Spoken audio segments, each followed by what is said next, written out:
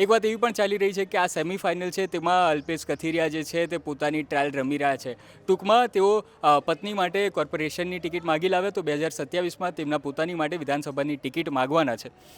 આમાં કેટલી સચ્ચાઈ છે? જો સચ્ચાઈમાં એવી વસ્તુ છે, રાજકીય મંચમાં રાતને દિવસમાં ઘણું બધું ફલટતું હોય છે.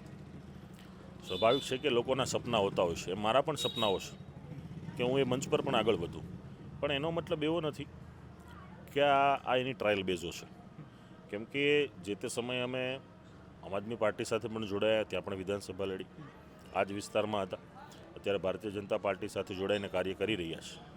તો અત્યારેનો જે વિષય છે એ કઈ રીતે સમગ્ર સુરત શહેરમાં ભગવો લહેરાય એ માટેનો છે. અને જ્યારે જોડાયા ત્યારે કોર્પોરેશન લડવું નહીં લડવું એવું કોઈ પણ પ્લાનિંગ નહોતું. પણ પાર્ટી સાથેની સંકલનમાં જે આ વિસ્તારને મહત્ત્વ મળ્યું છે અને પાર્ટીએ જે રીતે આ વિસ્તારમાં આખું કામગીરીઓ કરી છે અને પાર્ટીની વિચારધારાને આધીન અમે પણ નક્કી કર્યું કે આ વખતે જંપ લાવીએ, તો લડી રહ્યા છીએ. એમાં કોઈ એ વિષય બનતો નથી.